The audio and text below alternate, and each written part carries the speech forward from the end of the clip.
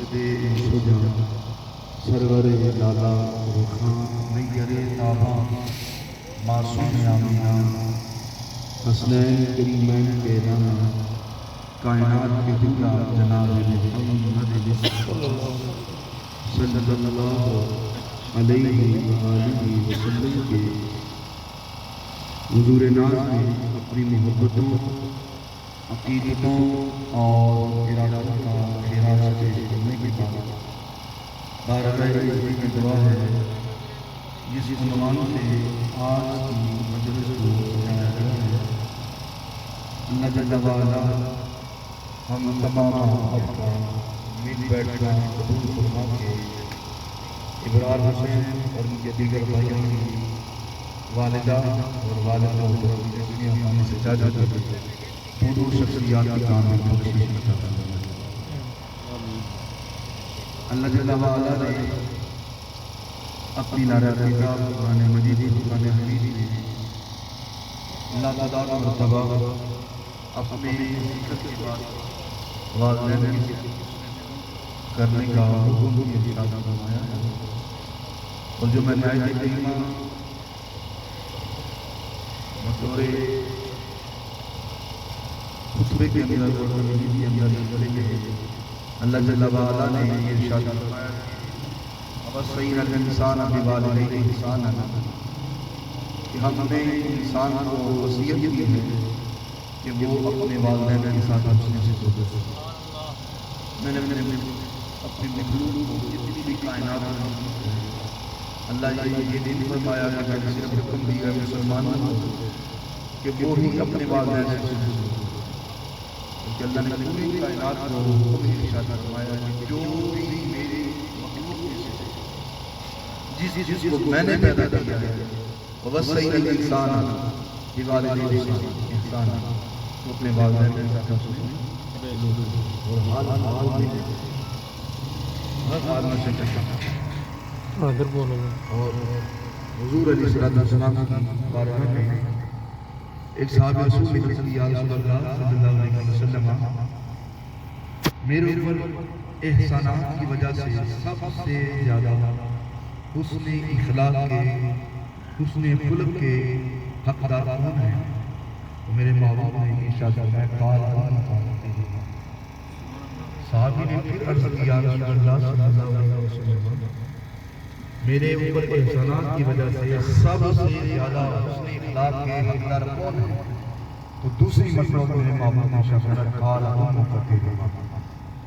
صحابی نے پھر بات کو دہرایا عرض کی یا رسول اللہ صلی اللہ علیہ وسلم میرے اوپر احسانات کی وجہ سے احسانات اس میں بچپن بھی آ جاتا ہے، جوانی بھی آ جاتی ہے، مشکل لمحے بھی آ جاتے ہیں، وہ سردیوں کی ٹھنڈی راتیں بھی آ جاتی ہیں، وہ گرمیوں کے ایام بھی آ جاتے ہیں، ان سارے رنگوں کو اپنے ذہن میں رکھتے ہوئے کہا حضور بتائیں میرے اوپر سب سے زیادہ حسن اخلاق کے حقدار کون ہے؟ تو میرے ماں باپ نے تیسری مرتبہ بھی ارشاد فرمایا قال امک کلمہ پھر صحابی نے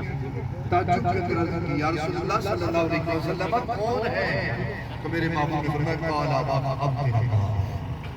تین مرتبہ ماں باپ کہا اور چوتھی مرتبہ جا کر کے باپ اس کی بڑی ہی پیاری بات امام راضی اور مفسرین نے اس آیت کو بیان کی ہے، فرمایا تین مرحلے اللہ نے اس لیے ارشاد فرمایا سب سے پہلے اللہ نے اس کے حکم میں ارشاد فرمایا قال ابا تیری ماں اس لیے کہ 9 ماہ تک تیری ماں ہی اکیلی ہے، نہ اس میں تیری پھپھو شامل ہو سکتی ہے، نہ اس میں تیری خالہ شامل ہو سکتی ہے، نہ اس میں تیرا باپ شامل ہو سکتا ہے، نہ ہی خاندان کا دوسرا شخص اس میں شامل ہو سکتا ہے، اکیلی تیری ماں ہے جو 9 ماہ تک اپنے شکم میں تجھے اٹھا کر کے چل رہی ہے۔ ایک پتھر کلوں کا باندھا ہوا ہو، پہلے ایک قوم کا باندھ لیں، آدھا کلوں کا باندھ لیں تو چلنا پڑے مندے میں ایک وقت کے لیے 2 کے لیے مہینوں کے لحاظ سے بندے کو باندھنا ایک مجبوری اور ایک جو ہے بندے کو خلش لاحق ہوتا ہے یا میں کیا بیٹھا تو ماں جو اولاد بڑھتی ہے اس پیٹ کے اندر 1 ماہ 2 ماہ 3 ماہ 4 ماہ 5 ماہ 8 ماہ اور 7 ماہ یا پھر 8 ماہ یا 9 ماہ یا 9 ماہ کی تب تک اٹھا کے رکھتے جو اولاد پیٹ میں بڑی ہوتی ہے ماں کا دل بھی بڑا ہوتا ہے، ماں کی خوشیاں بڑھنے لگ جاتی ہیں، ماں کے جو سار پیلے پڑ جاتے ہیں گلابی ہونے لگ جاتے ہیں کہ ہم میری اولاد میرے پیٹ میں پڑ رہی ہے. فرمایا ایک وجہ تو یہ ہے, اس وجہ سے اللہ نے فرمایا ماں باپ نے شاہ فرمایا کالا ہوگا تیری ماں. دوسری چیز فرمایا جب وقت ولادت کا مرحلہ آتا ہے اس وجہ سے کالا ہوگا تیری ماں. کیوں وہ ایسا لمحہ ہوتا ہے, وہ ایسی گھڑی ہوتی ہے اس میں جان لیوا ماں صاحب اور باپ سے جو ہے وہ سائن کروایا جاتا ہے, انٹھا لگوایا جاتا ہے کہ آپ کچھ یہاں پہ لگائیں. حتیٰ کہ میں نے بھی لگایا تھا اپنے سوچا کریے جب میری اولاد ہونے لگی تھی تو ہر شوہر سے وہ لگواتے ہیں کہ اگر میری خاتون یہاں ولادت کے دمے انتقال کر جائے تو اس کے ذمہ دار آپ نہیں ہو سکتے, تو وہ لمحہ جان لیوا بھی ثابت ہو سکتا ہے. اس لیے میرے باپ نے شاہ میں اس لیے کالا ہوگا تیری ماں, اس نے دوسری مرتبہ کہا کہ جب وہ وقت ولادت آتی ہے جو ماں کو تکلیفات کا سامنا کرنا پڑتا ہے, جن مشکلوں کو سامنا کرنا پڑتا ہے, اس وجہ سے کالا ہوگا تیری ماں. اور تیسری وجہ اس لیے ارشاد فرمائی کالا ہوگا اس لیے کہ جب بچہ پیدا ہو جاتا ہے تو پھر یہ آج کے دن آپ جانتے ہیں آپ میں سے جو والد ہیں جو چھوٹے چھوٹے بچے ہیں, میں بھی جانتا ہوں آپ بھی جانتے ہوں گے کہ جس طرح باپ کو سو جاتا ہے بتا دیتا ہے میری مجبوری میں نے صبح نماز پڑھا دی, یا مجبوری بتا میں صبح کو کام پہ جانا ہے, یا مجبوری بتا دیتا ہے میں نے صبح اٹھ کر کے فیکٹری میں جانا ہے, یا مجبوری بتا دیتا ہے دفتر بند کر کے جانا ہے. تو خاتون کہتے ہیں ٹھیک ہے, رات کو جو 12 بجے بچہ ٹھنڈی ہواؤں کی وجہ سے پیشاب کی وجہ سے اٹھ جاتا ہے تو ماں شوہر کی نیند خراب نہیں کرتی بلکہ وہ اپنے بچے کو خود پکڑتی ہے, ٹھنڈی جگہ میں خود لیٹ جاتی ہے, گیلی جگہ میں خود لیٹ جاتی ہے اور سوکھی جگہ میں اپنے اولاد کو سلا دیتے چلے آرام سے رات گزر جائے, صبح کو اٹھ کر کے میں اس کی صفائی کرتا ہوں. تو میرا تیسرا مرحلہ یہ تھا کہ ماں جب پرورش کا لمحہ آتا ہے تو اس وقت وہ بھی اس کا ساتھ دیتی ہے. اور تیسرے لمحے کے ساتھ چوتھی مرتبہ جو کالا ہوگا تیرا باپ کا جو پرورش کے لمحے ہوتے ہیں وہ کے لیے ماں سے انجام نہیں دیتی بلکہ ماں کے ساتھ ساتھ باپ بھی سر انجام دے رہا ہے. باپ صبح اٹھ کے کام پہ جاتا ہے, یا اس باپ کا کیا قصور ہے کہ جو باپ اپنی کمر ٹیڑھی کر کے رسی باندھ کر کے یا توڑے کے اندر باندھ کر کے چیزیں باندھ کر کے مزدوری کر رہا ہوتا ہے, اپنی اولاد کے لیے کر رہا ہوتا ہے.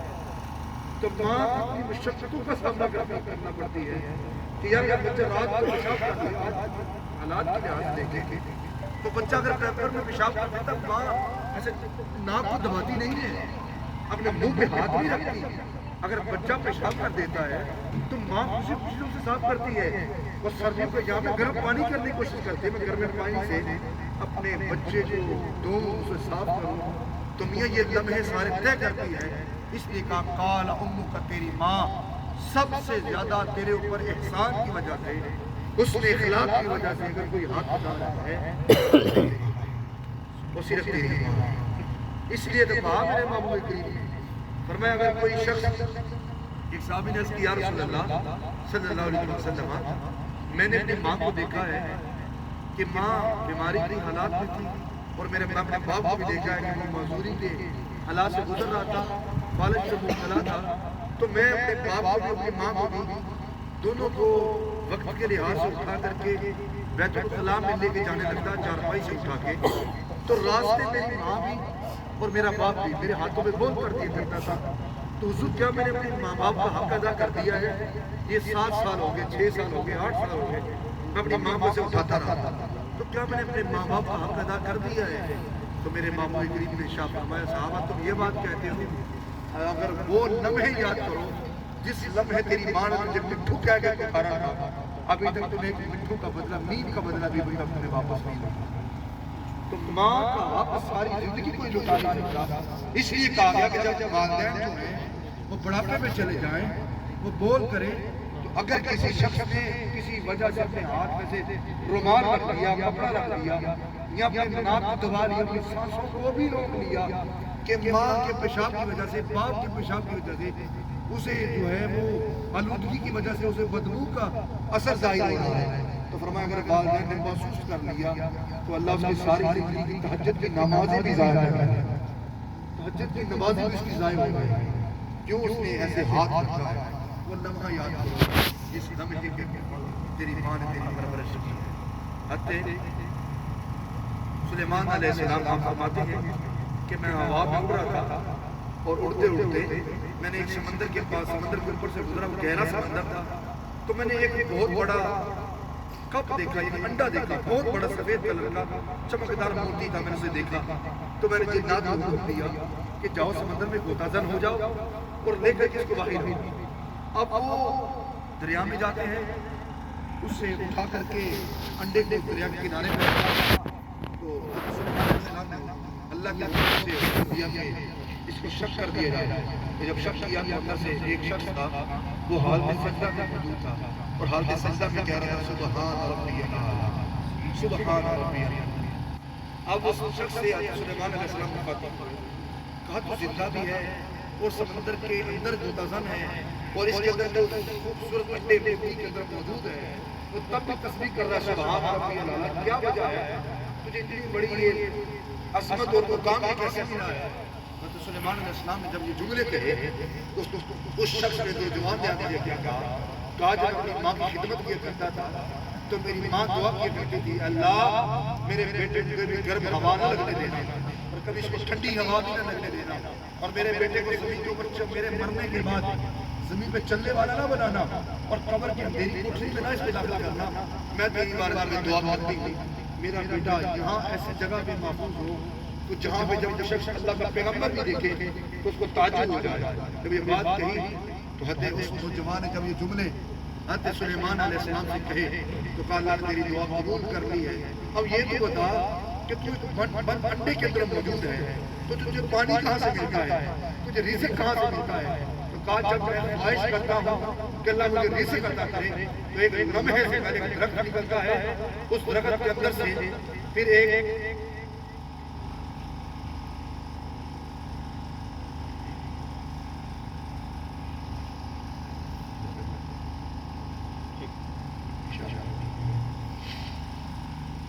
تو بتاؤ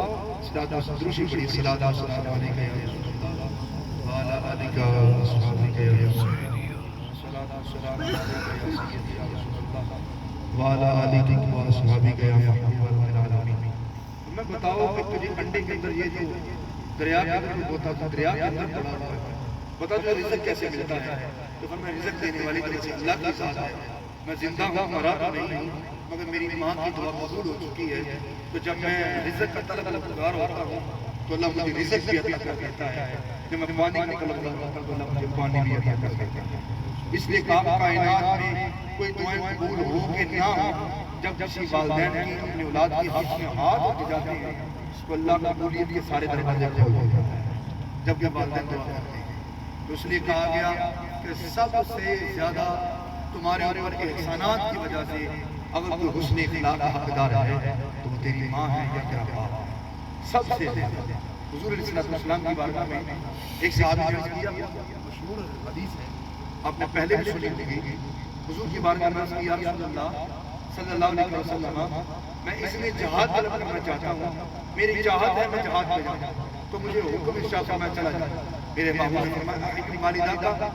کیا تیرے والدہ زندہ ہے یا تیرا والد زندہ ہے؟ تو میں قال نعم یا رسول اللہ زندہ ہے۔ میرے ماموں نے فرمایا جا تو اپنے والدین کی خدمت کر، اللہ گھر بیٹھ کے تجھے مقبول جہاد کا ثواب عطا فرمائے،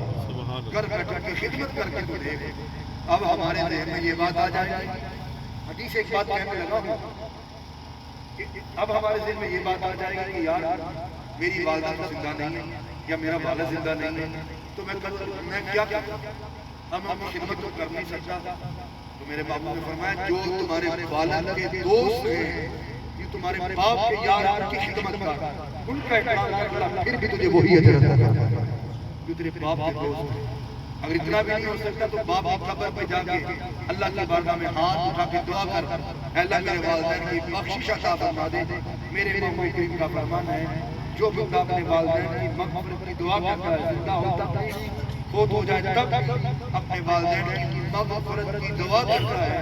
اللہ اس کے رزق میں کبھی کمی نہیں آنے دیتے، اللہ اس کے رزق کو فراہم کر دیتے ہیں، بڑھا دیتے ہیں۔ تو والدین کو ایسی نعمت ہے کہ جس کے پاس ہے ان کی خدمت کرے، جب وہ ہاتھ سے چھن جائیں تمہیں کائنات کی ساری دولت سے چھن جاتی ہے، ساری دولت دنیا کی ختم ہو جاتی ہے کہ جب ہاتھ سے یہ آثار اولیاء کتاب ہے، اس کے اندر یہ بہت بڑی پیاری بات لکھی ہوئی ہے کہ اللہ کا ولی وہ قبرستان کے پاس سے گزر رہا تھا کہ میں والدین کے لحاظ سے تیسری بڑی بات کروں حدیث کے ساتھ ایک بات کہہ دیتا ہوں جس سے بندے کے دل میں یہ بات اتر جائے. آپ فرماتے ہیں قبرستان کے پاس سے گزر رہا تھا تو مجھے رونے کی آواز آ رہی تھی تو میری جی چاہا کہ میں قبر کے پاس جاؤں اور اللہ سے طاقت طلب کروں، اللہ کی بارگاہ میں دعا کرتا ہوں مجھے طاقت عطا فرمائے تو میں دیکھوں کہ قبر میں کیا وجہ ہے، کس وجہ سے اتنی چیخوں کی آوازیں آ رہی ہیں، کیوں عذاب آ رہا ہے. تو اللہ کا ولی کہتا ہے میں قبر پہ گیا تو میں نے دیکھا کہ قبر کے اندر عذاب ہو رہا تھا تو میں نے اسے پوچھا بتاؤ کہ قبر کے اندر مجھے عذاب ہو رہا ہے تو یا اللہ یا الہی پکارنے کی بجائے تو اماں کے لفظ پکار رہا ہے، آہو پکار کے اندر اپنی ماں کو پکار رہا ہے، کیا وجہ ہے تو اپنی ماں کو لفظ کیوں پکار رہا ہے؟ تو اس نے کہا جب بھی دنیا کے اندر مجھے کوئی مشقت ہوتی تھی، جب کوئی تکلیف کا سامنا کرنا پڑتا تھا تو میری زبان پہ سب سے پہلے جملے نکلتے تھے یا اللہ کہ پہلے میری ماں آیا ماں کا لفظ نکلتا تھا، ماں لفظ ماں کے جب کوئی کانٹا چھٹتا تب میں ماں کے لفظ پکارتا تھا. تو کہا کیا وجہ ہے کہ تو رب کا نام قبر کے اندر موجود ہے تو ماں کو پکارنے جب خدا کو پکارا آج ماں کی بھی نہیں سنی خدا کی سنی جائے گی. تو فرمایا ماں کو میں اس لیے پکار رہا ہوں کہ میرے محبوب کریم کا فرمان ہے کہ جو بندہ ہمہ وقت اپنی ماں باپ کو یاد رکھتا ہے اللہ سے کسی عذاب میں مبتلا نہیں کرتا، سارے عذاب کو دور کر دیتا ہے. اللہ کا ولی سے لمحے کہتا ہے جملے بچے کے کہنے کی دیر تھی اللہ نے قبر سے سارے عذاب ہٹا دیے، سارے قبر سے عذاب ہٹا دیے. تو قبر کے اندر اگر ماں کے لفظ پکارے جائیں تو میاں کا دنیا کے اندر کوئی بندہ ماں باپ پکارتا ہے اچھے لمحوں کے اندر کسی لمحے کے اندر اللہ اس کو کبھی ابھی نہیں چھوڑتا، اور جو ماں باپ گندے لفظوں سے پکارتا اللہ اس کو کبھی بھی یہ نہیں چھوڑتا، اللہ اسے بھی اکیلا نہیں چھوڑتا، اسے بھی عذاب کے اندر مبتلا کر دیتا ہے. جس طرح کہ حضرت امام راضی علیہ الرحمہ نے بڑی پیاری بات لکھی ہے نصیحت کے طور پہ، بڑے پیاری نصیحت کے طور پہ یہ بات لکھی ہے. آپ فرماتے ہیں کہ ہم ایک جنگل کے پاس سے گزر رہے تھے، ہم جنگل کے اندر سے گزر رہے تھے تو ہم کافی سفر ہوا تو ہمیں جب تھکاوٹ محسوس ہوئی تو ہم نے کوشش کی کہ ہم کس جگہ پہ رک جاتے ہیں چھوڑ کر کیا کر لیتے ہیں. تو ہم نے ایک جھونپڑی دیکھی، اس جھونپڑی میں ہم نے مغرب کی نماز ادا کی اور نماز ادا کرنے کے بعد تھکاوٹ کے آگے سفر کرنا ہمارے لیے جو ہے گراں گزرنا تھا. تو ہم نے وہاں پہ کیا کرنا جو ہے جیسا سمجھا ہم نے کہا ٹھیک ہے رات یہاں گزارتے ہیں صبح اٹھ کے آگے سفر ہم روانہ کریں گے. امام راضی فرماتے ہیں ہم وہاں رک گئے، رکنے کے بعد ہم نے رات کو جب اس بڑھیا نے ہماری بستر بچھائے تو ہم رات کو عشاء کی نماز پڑھ کے سوئے تو ہم نے دیکھا کہ گدھے کی ٹاپوں کی آواز آ رہی تھی اور گدھے کی چیخنے کی آواز آ رہی تھی. اور گدھے کی جب چیخنے کی، یہ نصیحت بڑی بات ہے، اختتام کی طرف جا رہا ہوں، یہ گھر والوں کی طرف سے مجھے وقت تھوڑا زیادہ مل گیا تو اس وجہ سے میں یہ نہ سمجھا نامہ صاحب سپیکر نہیں چھوڑ رہے، میری مجبوری ہے کہ گھر والوں سے حکم ہے کہ تھوڑی دیر 10 منٹ زیادہ کیجیے گا. کہ ٹاپوں کی آواز آ رہی، چیخوں کی آواز ہے، گدھے کی جو آواز ہوتی ہے ہم آواز نکال تو نہیں سکتا. آپ جانتے ہیں کہ جب وہ کبھی کبھی آواز نکالے کتنی پوری آواز نکالتا ہے تو ہم اس کی آواز سن رہے تھے. تو بزرگ آتے امام راضی فرماتے کہ وہ خوش احباب اٹھے اور اٹھ کر کے انہوں نے دیکھا کہ دیکھے کس گوشے سے گدھے کی آواز آ رہی ہے. ہم نے سارے گھر کی جھونپڑی دیکھی، ہم نے گرد و نما دیکھا، کسی جگہ سے ہمیں گدھے کا نام نشان نظر نہ آیا. اور جب پھر سوچتے دوبارہ پھر آواز آنے لگ جاتی تھی تو دن ہوا تو ہم جانے لگے تو اماں حضور نے ہمیں دودھ پیش کیا، بکری کا دودھ نکال کے دیا اور کچھ کھانے کے لیے کھجوریں پیش کی ہم نے کھائی. اور جب رکھتے سفر باندھنے لگے تو ہم نے بڑھیا سے ایک سوال کیا، بڑھیا ایک بات بتا دیں. ہم رات کو جب سوتے تھے تو ہمیں گدھے کی آواز آتی تھی، اس کی کیا وجہ ہے تو بڑھیا چیخیں مار کے رونے لگی. کہا یہ آوازیں مجھے بھی آتی تھی مگر میں بتا نہیں پاتی تھی کہ کیا ہے، کیا مجھے ہی آتی. آج تم نے بھی کہا ہے تو میں تمہیں بتا دیتی ہوں کہ ایک دن تھا کہ میرا بچہ جوان تھا، نوجوان تھا اور میں بڑھاپے کے اندر مجبور تھی تو میں نے اپنے بیٹے کو اتنا کہا بیٹا میری بات سنو تو بیٹے نے نہ سنا، دوبارہ پھر پکارا، بیٹے نے نہ سنی، دوبارہ پھر پکاری تو میرے بیٹے نے نہ سنی. حتیٰ کہ میرے بیٹے نے آگے سے یہ کہا اماں اے بڑھیا چپ کر جا، گدھے کی طرح آوازیں لگاتی رہتی ہے، گدھی کی طرح آوازیں لگاتی رہتی ہے. اب یہ جملے کہنے کے تھے تو بڑھیا کہتی ہے میری زبان سے پھر دعا نکل گئی، اللہ جب میرا بیٹا مرے تو میری جھونپڑی کے گرد و نما اس میں گدھے جیسی آواز آتی رہے، یہ میرے گرد و نما گھومتا رہے، اس کی گدھے جیسی آواز ہو جائے. اب یہ بات کہنے کی تھی ختم، میں نے بد دعا اپنے بیٹے کو دے بیٹھی تھی انہوں نے کہا بس ٹھیک ہے اللہ تیری بد دعا کو یہ تجھے نہیں کہنی چاہیے، تیری دعا کے ساتھ تیری بد دعا کو بھی قبول کر لیا ہے۔ اس کی وجہ کیا ہے؟ کہا تیرا بیٹا، میرا بیٹا روزانہ کی بنیاد پہ آتا ہے، جھونپڑی کے گرد و نواح گدھے کی آواز نکالتا جاتا ہے۔ اور میں کبھی بھی اپنی ماں کی بد دعا نہ لیں، اپنی ماں سے دعائیں لیں ہمیشہ، جب بھی ہو اپنی ماں کی بارگاہ میں کہا ماں ہم سے غلطی ہو گئی تو میں معاف کر۔ آج کیا ہوتا ہے؟ بالکل ایسا ہی ہو چکا ہے، بیٹے کے رزق میں برکت نہیں ہے، معذرت کے ساتھ بیٹے کے رزق میں برکت نہیں ہے، بیٹے کے کاروبار میں کام جو ہے وہ مجبور ہو چکا ہے، کام چلتا نہیں ہے، گاڑی جو ہے وہ وجہ بندی چلا رہا ہوتا ہے، اچانک مسئلہ بنتا ہے، ہزاروں روپے جو ہے وہ فٹنگ پڑ جاتی ہے، پریشانی کا جو سامنا کرنا پڑ جاتا ہے۔ وجہ کیا ہے؟ ماں پکارتی ہم آواز نہیں سنتے، باپ پکارتا ہے ہم آواز نہیں سنتے، دوست پکارتا ہے تو کہتے ہیں یار تو نے کال کی، تو ایک میسج لکھ دیتا، میں دوڑتا ہوں تیری دکان پہ آ جاتا۔ کسی لڑکی نے میسج کیا، ساری رات ہم جاگ لیتے ہیں، کسی شخص نے میسج کیا، ساری رات ہم جواب دیتے ہیں۔ ساتھ بستر پہ ماں کہتی ہے بیٹا مجھے پانی کے 2 گھونٹ مل جائیں،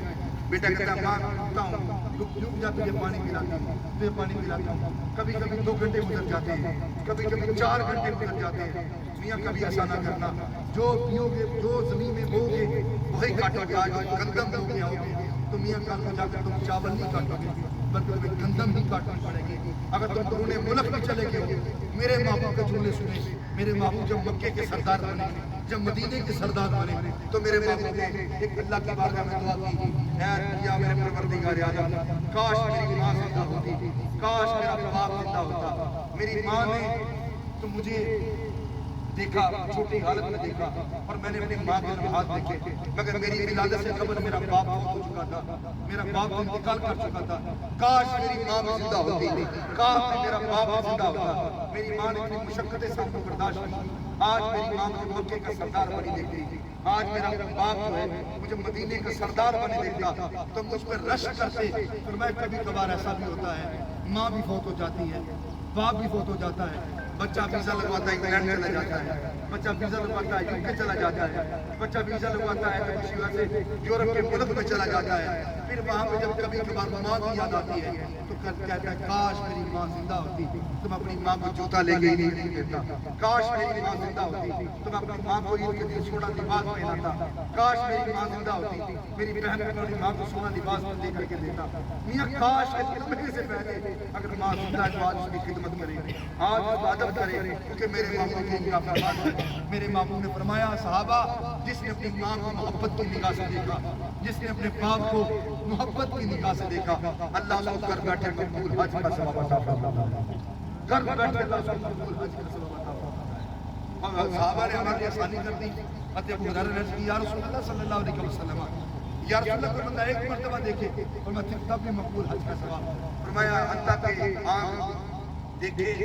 پھر چمک کے دیکھے، دیکھے پھر چمک کے دیکھے، ایک کھولنے سے دیکھے دوبارہ پلک دوسرے کھولنے سے دیکھے، پر جتنی مرتبہ اپنے والدین محبت کی نگاہ سے دیکھے گا اللہ اس کو مقبول حج کا ثواب عطا فرمائے گا۔ کوئی طواف نہیں کرنا پڑے گا، کوئی سعی نہیں کرنا پڑے گا، کوئی مزدلفہ کے مقام پہ دوڑنا نہیں پڑے گا، کوئی جو ہے وہ شیطان سے پکڑیاں نہیں مارنی پڑے گی، کوئی وہی پتھریلی زمین میں سونا نہیں پڑے گا، بازو رکھ کے بازو میں کانٹے نہیں چبھنے پڑیں گے، میاں ننگی پیری نہیں چلنا پڑے گا، تپش کے وجود کے اندر چلنا نہیں پڑے گا، زمین گرم ہو تب بھی نہیں چلنا پڑے گا، گھر بیٹھے AC والے کمرے میں بیٹھ کے بھی اپنی ماں کے قدم پکڑ کے محبت کی نگاہ سے دیکھیں اللہ اس کو پھر مقبول حج کا ثواب۔ آپ کی مجلس کے اندر میں نہیں کہتا اس کی داڑھی ہے، یقین کریں میں بہت بڑی بات کہنے لگا، میں یہ نام نہیں لوں گا، جس شخص کے ہے وہ اس کو محسوس ہو جائے گا، آپ کو نصیحت کے طور پہ کہنے لگا، خود کو بھی اور آپ کو بھی۔ آپ کی اس مجلس کے اندر ایک شخص ایسا ہے اپنی محفلیں چھوڑ دیتا ہے، ایک شخص ایسا ہے اپنے سارے پروگرام چھوڑ دیتا ہے، آپ کی اس مجلس کے اندر ایک بندہ ایسا ہے جو اپنا لباس بعد میں پہنتا ہے، سارے کام چھوڑ دیتا ہے، وہ صرف اتنا کہتا ہے میں اپنی ماں کی خدمت کرنی ہے، میں نے کہیں بھی نہیں جانا۔ آپ اس مجلس کے اندر موجود ہیں، آپ اس مجلس کے اندر سارے کام چھوڑ چھڑا کر کے رات کو ماں کی خدمت کرتا ہے، صبح کو ماں کی خدمت کرتا ہے، دوپہر کو ماں کی خدمت کرتا ہے۔ میں اس بات کی ضمانت دیتا ہوں، پتہ نہیں میری زبان قبول ہے کہ نہیں، میں اس بات کی ضمانت دیتا ہوں اللہ نے اس کو چلتے پھرتے جنت کا تاج عطا فرمایا۔ آپ اس مجلس کے اندر بندہ موجود ہے، میاں میں نے بھی محاسبہ کرنا ہے، آپ نے بھی محاسبہ کرنا ہے، بارگاہ عزت میں دعا ہے اللہ جل وعلا جو باتیں کہی سب سے پہلے پر مجھے پھر ہم تمام ماں باپ کو اس پر عمل پیرا ہونے کی توفیق عطا فرمائے اور اللہ جل وعلا کی بارگاہ میں دعا ہے محترم جناب محمد اعجاز بھٹی محترم جناب محمد ابرار بھٹی صاحب اور ان کے دیگر جو بھائی ہیں جن کے نام میں نہیں دے سکتا اللہ تمام دونوں سبھی بھائیوں کی والدین کی کامل بخشش عطا فرمائے اور جو اس سال ثواب کی مجلس سجائی ہے بارگاہ عزت میں دعا ہے اس مجلس میں اپنی بارگاہ میں قبول فرما کے والدین کی قبر کی منافع کو آسان فرمائے وما علینا الا البلاغ.